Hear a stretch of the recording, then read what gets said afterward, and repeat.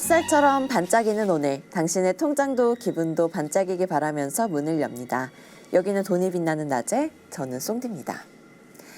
네, 오늘은 12월 FOMC 이후 금리 인하 전망이라는 제목의 해외 채권 리포트를 바탕으로 이번 FOMC에서 어떤 결정이 나왔는지, 그리고 내년 금리 인하가 왜 3월이 유력한지에 대해서 얘기해 보겠습니다. 돈이 빛나는 낮에 12월 12일 방송 시작하겠습니다. 네, 이번 12월 연준은 기준금리를 3.5에서 3.75%로 25bp 인하했습니다. 흥미로운 점은요, 소수 의견이 3명이나 나왔다는 건데요. 이건 2019년 이후에 처음입니다. 한 위원은 50bp 더 강하게 인하해야 한다라고 얘기했고요. 굴스비와 슈미드 의원은 동결해야 한다라고 얘기를 했습니다. 이걸 보면 연준 내부에서도 경제 상황을 두고 의견이 크게 갈린다는 걸 알 수 있습니다. 그럼 기자회견 톤은 어땠을까요? 매파도 비둘기도 아니었습니다. 파월 의장의 기자회견은 시장 예상과는 달리 아주 강한 매파도 아니고 그렇다고 완전한 비둘기도 아니었습니다. 핵심 메시지는 4가지였습니다. 금리를 내린 이유는 고용 둔화 위험 때문이다. 최근 실업률이 소폭 상승했고 실질 고용 증가세가 약해졌기 때문입니다.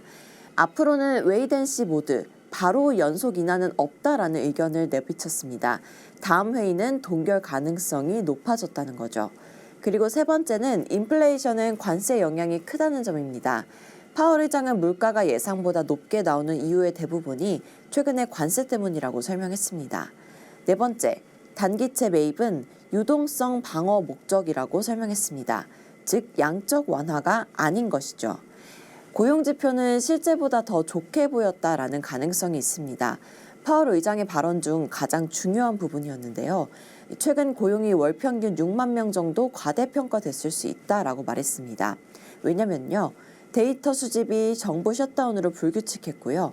실제 신규 고용은 4월 이후 월간 약 2만 명씩 낮아졌을 수 있었기 때문입니다. 즉, 현재 노동시장은 시장이 생각하는 것보다 더 약할 수 있다는 점입니다. 이 말이 왜 중요하냐면요, 고용이 약하다는 근거는 금리를 더 내릴 정당성이 되기 때문입니다. 고용 둔화는 이미 데이터에서 드러나고 있습니다. 채용률은 3.2%로 팬데믹 이후 세 번째로 낮은 수치고요.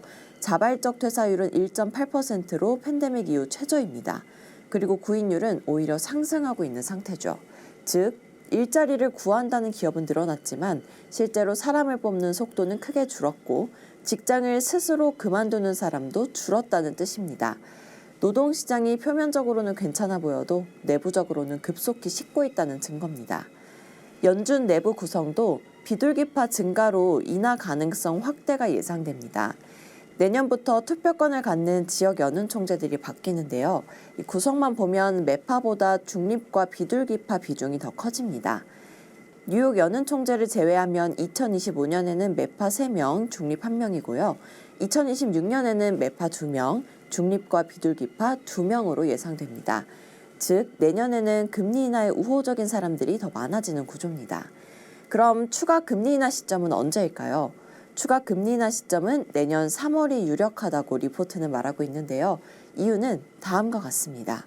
12월 인하 후에 연속 인하는 부담되지만 고용 둔화 리스크는 매우 높습니다. 인플레도 관세 영향이 일시적이므로 큰 우려는 아니고요. 노동시장 약화가 1, 2월 데이터에서 더 뚜렷하게 나타날 가능성이 있습니다. 그래서 3월 FOMC에서 2차 인하가 가장 합리적이라는 결론입니다. 네, 오늘은 12월 FOMC 이후에 연준의 금리 인하 전망을 정리해드렸습니다. 금리 방향은 한번 바뀌면 금융시장의 흐름 전체가 달라집니다. 그래서 이런 변화의 시점을 읽는 것이 투자에서 가장 중요한 포인트가 될 것 같습니다. 더 자세한 내용은 하나증권 리서치센터 홈페이지 확인해 주시고요. 돈이 빛나는 낮에 오늘도 함께해 주셔서 감사합니다. 우린 다음 주 월요일에 만나요. 안녕.